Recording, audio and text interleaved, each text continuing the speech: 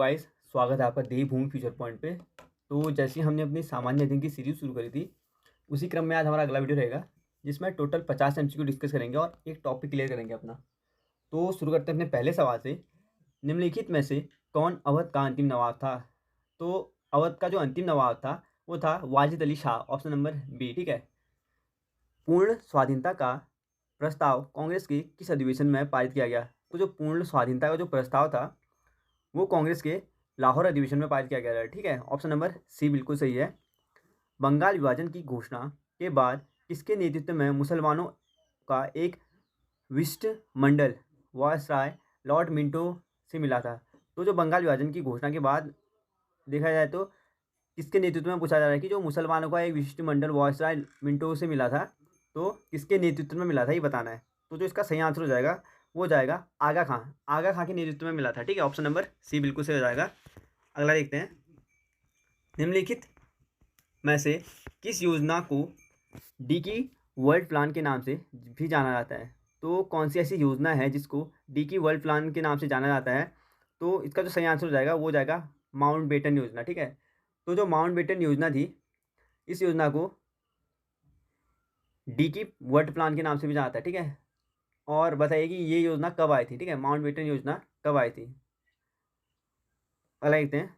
1947 को है, 3 जून 1947 को। ठीक है, अगला है भारत में प्रकाशित समाचार पत्र बम्बई दर्पण के संस्थापक कौन थे? तो जो भारत में प्रकाशित होता था बम्बई दर्पण, उसके संस्थापक कौन थे ये बताना है।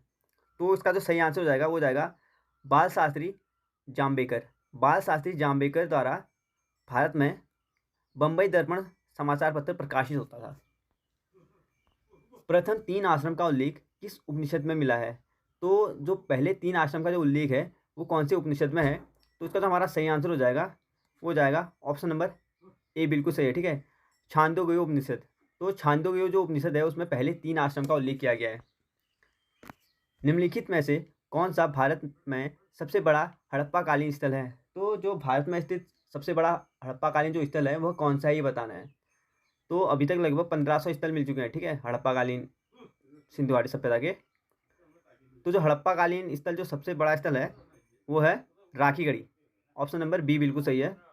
आर्यों के मूल निवास के संबंध में किस विद्वान का मत था कि इनका मूल निवास तिब्बत था? तो ये ऑलरेडी बता चुका हूँ मैं। प्राचीन भारतीय इतिहास की जो प्लेलिस्ट हमारी चैनल पे पड़ी है उसको आप विजिट कर सकते हैं। ठीक है, तो आर्यों के जो मूल निवास के संबंध में कौन सा ऐसा विद्वान था जिसका मत था कि उनका जो मूल निवास रहा है वो तिब्बत रहा है? इसका जो सही आंसर हो जाएगा वो जाएगा दयानंद सरस्वती। ठीक है, दयानंद सरस्वती मानते थे कि जो आर्य हैं उसका जो आए हैं वो तिब्बत से आए हैं। ऑप्शन नंबर सी बिल्कुल सही है। अगला देखते हैं। किस धर्म का यह मत है कि मोक्ष इस जीवन में भी संभव है, इसे प्राप्त करने के लिए मृत्यु आवश्यक नहीं है? तो पूछा जा रहा है कि कौन सा ऐसा धर्म का मत है जो मानता है कि मोक्ष इस जीवन में भी संभव है और इसे प्राप्त करने के लिए मरने की आवश्यकता नहीं है। ठीक है, तो ये जो धर्म है वो है बौद्ध धर्म। बौद्ध धर्म में यह माना गया है कि मोक्ष इस जीवन में भी संभव है, इसे प्राप्त करने के लिए मरने की आवश्यकता नहीं है। तो ऑप्शन नंबर बी बिल्कुल सही हो जाएगा। और बौद्ध धर्म, जैन धर्म और शैव धर्म ये सब बता चुका हूँ मैं। ठीक है, आपको ऑलरेडी। तो बताइए कि बौद्ध धर्म के जो संस्थापक थे वो कौन थे? अगला देखते हैं। अशोक ने किस अभिलेख में स्वयं को सम्राट कहा है? तो अशोक का कौन सा अभिलेख है जिसमें उसने स्वयं को सम्राट कहा था? तो इसका जो हमारा सही आंसर हो जाएगा वो जाएगा भाब्रू। जो भाब्रू अभिलेख है उसमें अशोक ने स्वयं को सम्राट कह के संबोधित किया है। ठीक है, ऑप्शन नंबर सी बिल्कुल सही हो जाएगा। अगला देखते हैं। दशावतार मंदिर का निर्माण किस काल में हुआ था? तो जो दशावतार मंदिर का जो निर्माण हुआ था, पूछा जा रहा है कि कौन से काल में हुआ था। इसका जो सही आंसर है वो है गुप्त काल। ठीक है, गुप्त काल में हुआ था दशावतार मंदिर का निर्माण। ऑप्शन नंबर ए बिल्कुल सही है।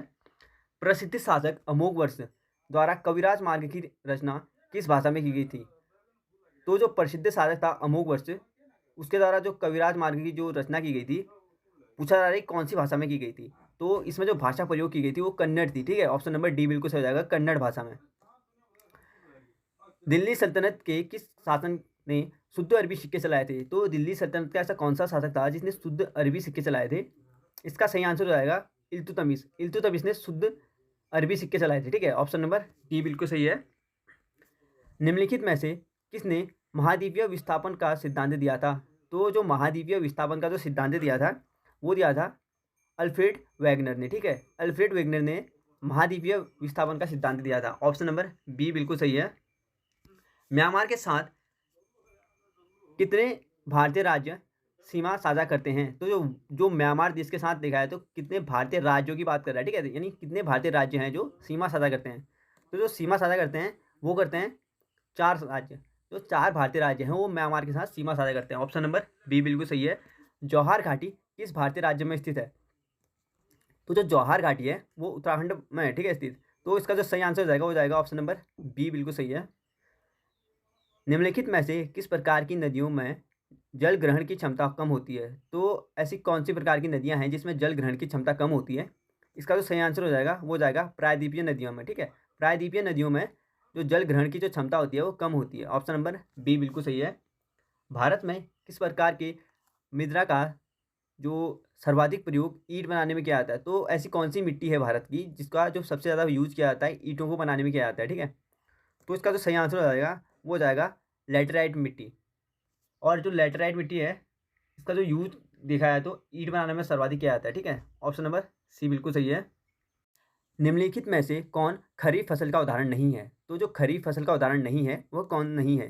तो हमारा इसका जो सही आंसर हो जाएगा वो जाएगा सरसों, ठीक है। सरसों एक खरीफ फसल नहीं है, ये एक रबी की फसल है सरसों। अगर देखते हैं कोल इंडिया लिमिटेड की स्थापना किस वर्ष की गई थी?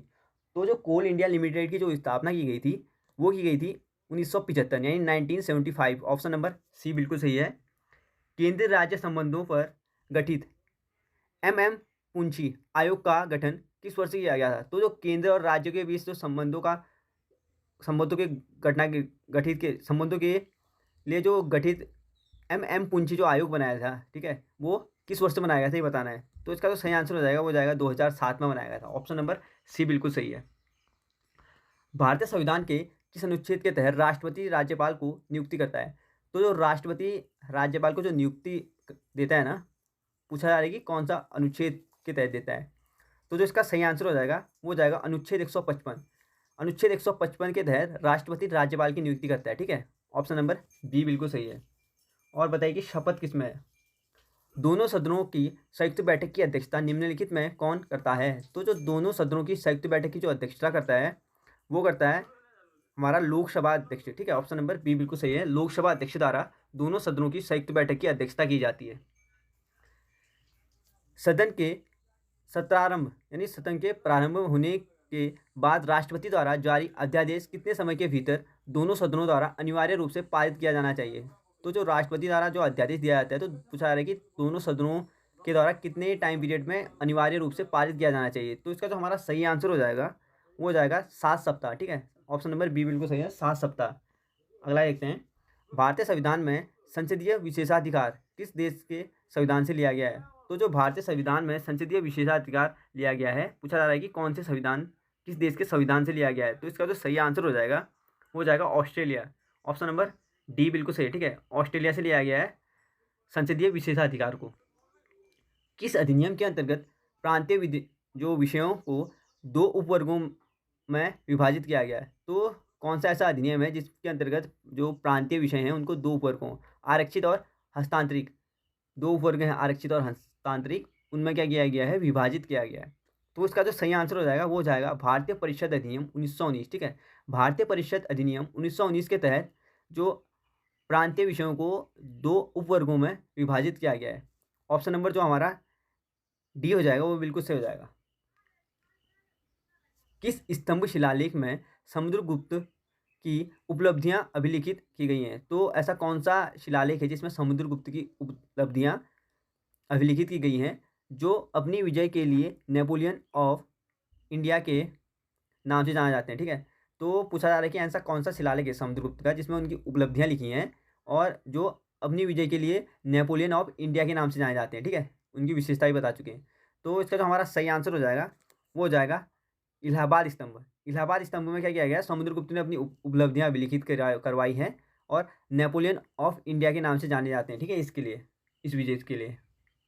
अगला देखते हैं भारतीय संविधान में प्रस्तावना, भारतीय संविधान की जो प्रस्तावना में भारत को किस रूप में घोषित किया गया है? तो पूछा जा रहा है कि जो भारतीय संविधान की जो प्रस्तावना है उसमें भारत को किसके रूप में घोषित किया गया है? तो इसका जो सही आंसर हो जाएगा वो हो जाएगा, इसके लिए कहा, इसमें संविधान में कहा गया है भारत को एक सार्वभौमिक समाजवादी धर्मनिरपेक्ष प्रजातांत्रिक गणतंत्र, ठीक है? एक सार्वभौमिक समाजवादी धर्मनिरपेक्ष प्रजातांत्रिक गणतंत्र, ऑप्शन नंबर सी बिल्कुल सही है।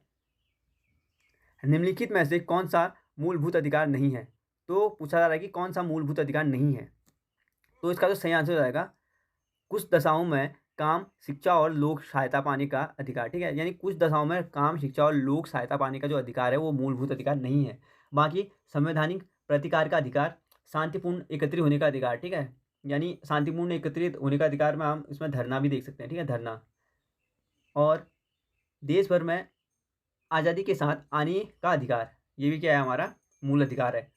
ऑप्शन नंबर डी क्या हो जाएगा, मूल अधिकार नहीं है। अगला देखते हैं, भारत के नियंत्रक एवं महालेखा के संबंध में उपबंधों का वर्णन संविधान के किस भाग में किया गया है? तो जो भारत के नियंत्रक एवं महालेखा परीक्षक के संबंध में उपबंधों का जो वर्णन किया गया है, पूछा जा रहा है कि संविधान के कौन से भाग में किया गया है?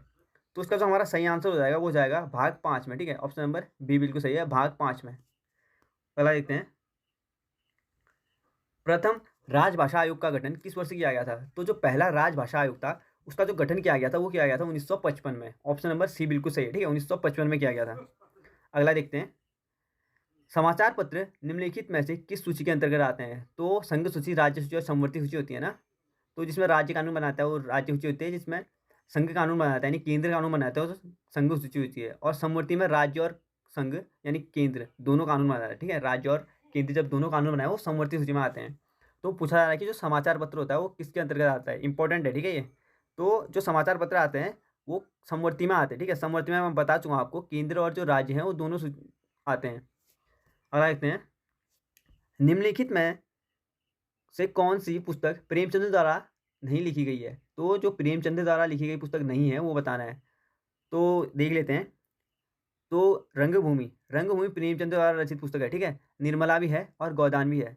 तो यशोधरा, जो यशोधरा है ये प्रेमचंद की पुस्तक नहीं है, यानी जो ऑप्शन नंबर डी हो जाएगा वो हमारा प्रेमचंद द्वारा पुस्तक रचित नहीं है, यशोधरा। आगे देखते हैं, अमजद अली खां का संबंध किस वाद्य यंत्र से है? तो जो अमजद अली खां का संबंध पूछा जा रहा है कि कौन से वाद्य यंत्र से है, तो उसका जो सही आंसर हो जाएगा वो हो जाएगा सरोद। जो सरोद वाद्य यंत्र है उसका संबंध है अमजद अली खां से। अगला देखते हैं, ग्रे बुक किस देश का सरकारी रिपोर्ट या प्रकाशन दस्तावेज है? तो पूछा जा रहा है जो ग्रे बुक होता है वो कौन से देश का सरकारी रिपोर्ट या प्रकाशन का दस्तावेज है? इसका जो हमारा सही आंसर हो जाएगा वो हो जाएगा जापान और बेल्जियम, ठीक है? ग्रे बुक जो सरकारी रिपोर्ट है जापान और बेल्जियम का है। ऑप्शन नंबर हमारा डी बिल्कुल सही हो जाएगा, बी और सी दोनों। भारतीय वन प्रबंधन संस्थान का मुख्यालय कहाँ स्थित है? तो जो भारतीय वन प्रबंधन संस्था का जो मुख्यालय है वो है भोपाल में। ऑप्शन नंबर डी बिल्कुल सही हो जाएगा, ठीक है? भोपाल में। नई विज्ञान एवं प्रौद्योगिकी नीति को किस वर्ष लागू किया गया था? तो जो नई विज्ञान एवं प्रौद्योगिकी नीति थी उसको 2003 में लागू किया गया है, ठीक है? ऑप्शन नंबर डी बिल्कुल सही हो जाएगा, 2003 में नई विज्ञान एवं प्रौद्योगिकी नीति को लागू किया गया था। 6 प्रमुख बैंकों का राष्ट्रीयकरण किस पंचवर्षीय योजना के दौरान किया गया था? तो जो 6 प्रमुख बैंकों का जो राष्ट्रीयकरण किया गया था वो किया गया था छठी पंचवर्षीय योजना के दौरान। ऑप्शन नंबर सी बिल्कुल सही हो जाएगा, ठीक है? भारत में योजना आयोग का गठन किस समिति की सिफारिश पर किया गया था? तो जो भारत में योजना आयोग का जो गठन किया गया था वो किया गया था केसी नियोगी समिति के सिफारिश पर। ऑप्शन नंबर ए बिल्कुल सही हो जाएगा, ठीक है?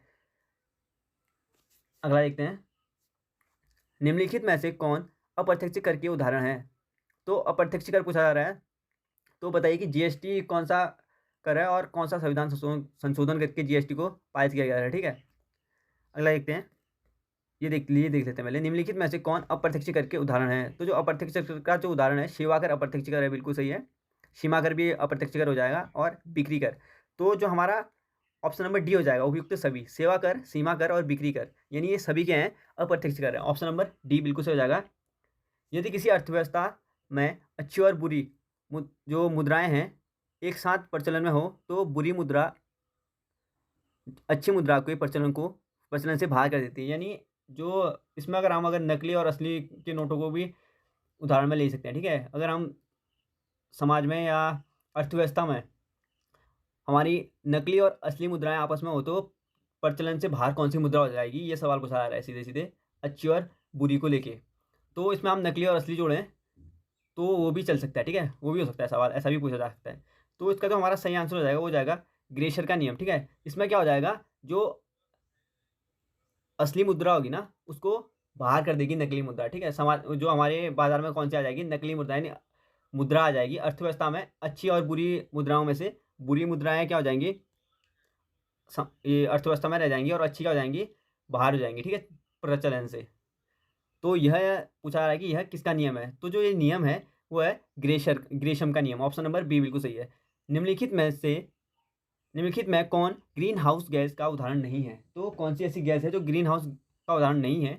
तो इसका जो सही आंसर हो जाएगा वो हो जाएगा ऑप्शन नंबर सी बिल्कुल सही है, ठीक है, कार्बन डाइऑक्साइड। जो कार्बन डाइऑक्साइड हो जाएगी ये ग्रीन हाउस गैस का उदाहरण नहीं है, ऑप्शन नंबर सी।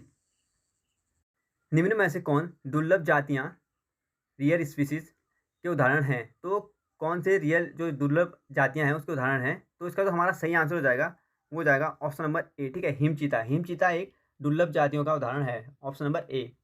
कोणीय संवेग की विमा निम्नलिखित में से क्या है, तो जो कोणीय संवेग की जो विमा हो जाएगी वो हो जाएगी ml²T-1, ठीक है, ml²T-1 हो जाएगी कोणीय संवेग की विमा। निम्नलिखित में से कौन एक सदिश राशि नहीं है, तो पूछा जा रहा है कि कौन एक सदिश राशि नहीं है। इसका जो सही आंसर हो जाएगा वो हो जाएगा विद्युत धारिता। विद्युत धारिता एक सदिश राशि नहीं है, ठीक है, ऑप्शन नंबर ए। यदि पृथ्वी की वर्तमान घूर्णन गति बढ़ा दी जाए तो विषुवत रेखा पर गुरुत्वीय त्वरण का मान क्या होगा, ये बताना है। यदि जो पृथ्वी की जो घूर्णन यानी घूमने की गति को बढ़ा दिया जाए तो पूछा जा रहा है कि विषुवत रेखा पर गुरुत्वीय त्वरण का मान क्या होगा। तो इसका जो सही आंसर हो जाएगा, इस पे विषुवत रेखा पे गुरुत्वीय त्वरण का मान घट जाएगा, ठीक है, ऑप्शन नंबर ए बिल्कुल सही हो जाएगा। अगला देख लेते हैं। प्रकाश के एक माध्यम से दूसरे माध्यम में जाने पर निम्न में से क्या नहीं बदलता, तो प्रकाश जब एक माध्यम से दूसरे माध्यम में जाता है तो क्या नहीं बदलता है, तो हमारी आवृत्ति नहीं बदलेगी, ठीक है। जब प्रकाश एक माध्यम से दूसरे माध्यम में जाएगा तो उसकी आवृत्ति नहीं बदलेगी, ऑप्शन नंबर बी बिल्कुल सही हो जाएगा। बाकी तरंग दैर्ध्य और वेग उसका परिवर्तित हो जाएगा, ठीक है। चला देखते हैं। हीरा में कौन सा प्रसंस्करण पाया जाता है, तो जो हीरा में कौन सा प्रसंस्करण पाया जाता है, इसका तो हमारा सही आंसर हो जाएगा वो हो जाएगा sp3, ठीक है, sp3 पाया जाता है हीरा में प्रसंस्करण, ऑप्शन नंबर ए बिल्कुल सही है। चिली सॉल्टपीट, तो जो चिली सॉल्टपीटर है का रासायनिक रूप क्या है ये बताना है, ठीक है। तो जो चिली सॉल्टपीटर का जो रासायनिक रूप है वो है NaNO3। NaNO3 चिली सॉल्टपीटर का रासायनिक रूप है, ऑप्शन नंबर बी बिल्कुल सही हो जाएगा। अमरबेल निम्नलिखित में से किसका उदाहरण है, तो जो अमरबेल है वो उदाहरण हो जाएगा हमारा परजीवी का, ठीक है, अमरबेल परजीवी का उदाहरण है, ऑप्शन नंबर डी बिल्कुल सही हो जाएगा। तो हमने टोटल 50 MCQ देख लिए हैं, तो अब हम टॉपिक की तरफ चलते हैं। तो हमारा जो टॉपिक रहेगा वो रहेगा भारत के पड़ोसी देश एवं संबंधित राज्यों से लगी लंबी सीमाएं, ठीक है। इसमें हम देश देखेंगे कितनी सीमा लगी है वो देखेंगे, और संबंधित राज्य देखेंगे यानी किस राज्य से लगी है, ठीक है। भारत से रिलेट करते हुए हम अन्य देशों को देख रहे हैं। तो जो बांग्लादेश है उसकी जो भारत के साथ सीमा लगती है वो लगती है 2216 किलोमीटर। और जो संबंधित राज्य है, तो बांग्लादेश किस राज्य से सीमा बनाता है भारत के, तो पश्चिम बंगाल से, ठीक है। चीन 1080 बनाता है अरुणाचल प्रदेश से। पाकिस्तान 1070 बनाता है राजस्थान से। नेपाल बनाता है 651 उत्तर प्रदेश से। इसमें जिसके साथ ज़्यादा लंबी सीमा बनाते हैं उसी को बनाया गया, ठीक है। जैसे नेपाल उत्तराखंड से भी बनाता है, तो उत्तराखंड से ना लेके हम उत्तर प्रदेश से इसलिए ले रहे हैं कि उत्तर प्रदेश से ज़्यादा बनाता है। अगला देखते हैं म्यांमार। तो म्यांमार जो है 520 बनाता है अरुणाचल प्रदेश से। भूटान बनाता है 286 असम से। तो अगर पूछा जाए कि कौन सा देश सर्वाधिक सीमा बनाता है भारत के राज्यों से, तो उसमें हमारा जो सही आंसर होगा वो जाएगा बांग्लादेश, ठीक है, 2216 बनाता है। उसके बाद चीन आएगा, फिर पाकिस्तान, नेपाल और म्यांमार, फिर भूटान। तो शुरू के 3 याद कर लीजिएगा आप, बांग्लादेश, चीन और पाकिस्तान। अगला देख लेते हैं। भारत के साथ पड़ोसी देशों की सीमा लंबाई एवं पड़ोसी देशों के साथ लगी राज्यों और केंद्र शासित प्रदेशों की संख्या देखनी है। तो कौन से जो पड़ोसी देश हैं और कितने जो राज्य और केंद्र शासित प्रदेशों से जो सीमा बनाते हैं वो देखना है, ठीक है, और कितने किलोमीटर बनाता है। तो जो बांग्लादेश है वो 4096 किलोमीटर सीमा बनाता है, और ये 5 राज्य अथवा केंद्र शासित प्रदेशों से मिलता है। और जो चीन है वो 3488 किलोमीटर सीमा बनाता है, और 5 राज्य और 5 केंद्र शासित प्रदेशों से मिलता है, ठीक है, 5 राज्य या केंद्र शासित प्रदेश से मिलता है, ठीक है। पाकिस्तान, जो पाकिस्तान है वो 30,323 किलोमीटर सीमा बनाता है और 5 राज्य अथवा केंद्र शासित प्रदेशों के साथ सीमा बनाता है। नेपाल, नेपाल 1,751 किलोमीटर सीमा बनाता है और 5 राज्य अथवा केंद्र शासित प्रदेशों से सीमा बनाता है। म्यांमार, तो म्यांमार जो बनाता है 1643 किलोमीटर सीमा बनाता है और 4 राज्य अथवा केंद्र शासित प्रदेशों से बनाता है। और भूटान, तो जो भूटान है वो 699 किलोमीटर सीमा बनाता है और 4 राज्य अथवा केंद्र शासित प्रदेशों से बनाता है। अफगानिस्तान, अफगानिस्तान 106 किलोमीटर सीमा बनाता है और 1 राज्य अथवा केंद्र शासित प्रदेश से सीमा बनाता है। ठीक है, तो इसमें अगर पूछा जाए कि सर्वाधिक जो लंबी सीमा जो बनाता है वो बनाता है बांग्लादेश 4096। ठीक है, और कितने राज्य अथवा केंद्र शासितों से मिलता है तो 5।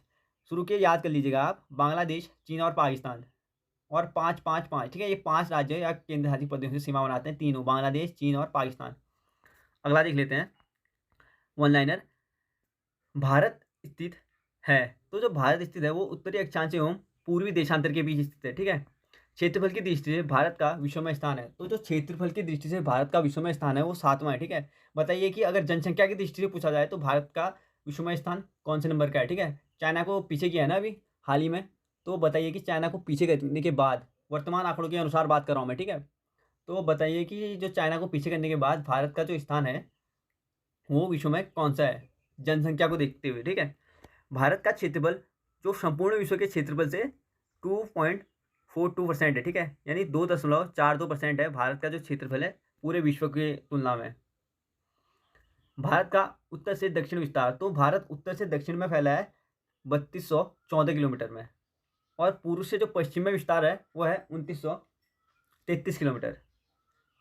भारत की जलीय अथवा समुद्री सीमा से संबंध जो भारत की जलीय अथवा समुद्री सीमा से संबंधित देशों की संख्या है, तो जो भारत के जलीय और समुद्री सीमा से जो देश लगते हैं उनकी जो संख्या है 7 है। ठीक है, भारत की जल एवं स्थल सीमा में लगे हुए देशों की संख्या वो है 3। जो भारत के जल और स्थल से जो सीमा से जो देश लगे हैं वो 3 लगे हैं। ठीक है, बांग्लादेश, म्यांमार और पाकिस्तान, और जो सर्वाधिक कौन सी है मैं बता चुका हूँ, बांग्लादेश की है। ठीक है, उसके बाद चीन की और फिर पाकिस्तान की है। अगर हम सीमाओं की बात करें तो देखते हैं, भारत एवं पाकिस्तान के मध्य रेखा है, तो इंपॉर्टेंट है ये भी। भारत और पाकिस्तान के मध्य जो रेखा है वो है रेड क्लिफ रेखा। ठीक है, 1947 को विभाजन हुआ था ना, तो उसके बाद रेड क्लिफ रेखा है। ठीक है, भारत और पाकिस्तान के बीच।